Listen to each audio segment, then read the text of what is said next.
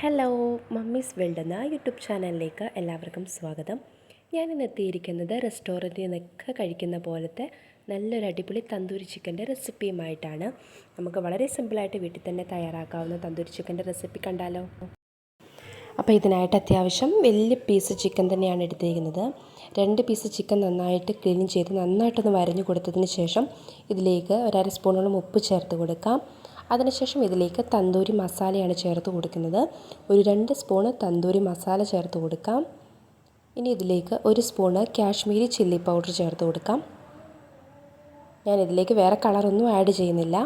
1 സ്പൂണോളം ഇഞ്ചി വെളുത്തുള്ളി ചതച്ചതും, ഇനി ഒരു 2 സ്പൂണ് അല്ലെങ്കിൽ ഒരു 3 സ്പൂണോളം പുളിയില്ലാത്ത തൈര് അതും കൂടി ഒഴിച്ചു കൊടുക്കാം. തൈരും കൂടി ഒഴിച്ചു കൊടുത്തതിന് ശേഷം നമുക്കിത് നന്നായിട്ടൊന്ന് മിക്സാക്കി പുരട്ടി മാറ്റി വയ്ക്കാം. അപ്പോൾ വിടവിലെല്ലാം നന്നായിട്ട് മസാല കയറുന്ന രീതിയിൽ നന്നായിട്ട് തേച്ച് കൊടുത്തതിന് ശേഷം കുറഞ്ഞതൊരു 2 മണിക്കൂർ നേരമെങ്കിലും നമ്മൾ ഫ്രിഡ്ജിൽ മാറ്റി വയ്ക്കണം.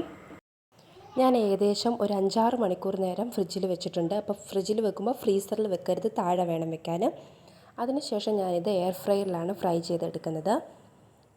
2 പീസും വെച്ച് കൊടുത്ത് നമുക്കൊന്ന് ഫ്രൈ ചെയ്തെടുക്കാം. ഇനി നിങ്ങൾക്ക് ഇങ്ങനെയൊന്നും ചെയ്യാൻ പറ്റിയില്ലെങ്കിൽ നിങ്ങൾ സാധാരണ അത്യാവശ്യം കട്ടിയുള്ളൊരു പാൻ വെച്ച് അതിൽ വെച്ച് നമുക്ക് തിരിച്ചും മറിച്ചും ഇട്ട് ഒന്ന് മുരിച്ചെടുത്താൽ മതി. ഇനി ഇതിലേക്ക് തന്തൂരി നമ്മൾ ചെയ്യാൻ വേണ്ടി ഞാനൊരു 180 ഡിഗ്രിയിൽ ഒരു 20 മിനിറ്റ് നേരം ഒരു വശം ഫ്രൈ ചെയ്തതിന് ശേഷം വീണ്ടും ഒരു 20 മിനിറ്റ് തിരിച്ചിട്ട് കഴിഞ്ഞാൽ നമ്മുടെ അടിപൊളി തന്തൂരി ചിക്കൻ ഇവിടെ റെഡി ആയിട്ടുണ്ട്.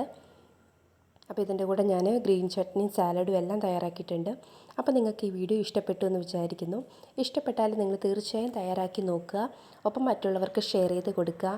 മാത്രമല്ല, ആദ്യമായിട്ട് എൻ്റെ ചാനൽ കാണുന്നവരാണെങ്കിലും ഒന്ന് സബ്സ്ക്രൈബും കൂടി ചെയ്യണം. അപ്പോഴാണ് ഞാൻ ഇനി ഇടുന്ന വീഡിയോസൊക്കെ നിങ്ങൾക്ക് കിട്ടുകയുള്ളൂ. അപ്പോൾ ഇനി നല്ലൊരു അടിപൊളി റെസിപ്പിയുമായിട്ട് വരാം. അതുവരേക്കും ബായ്.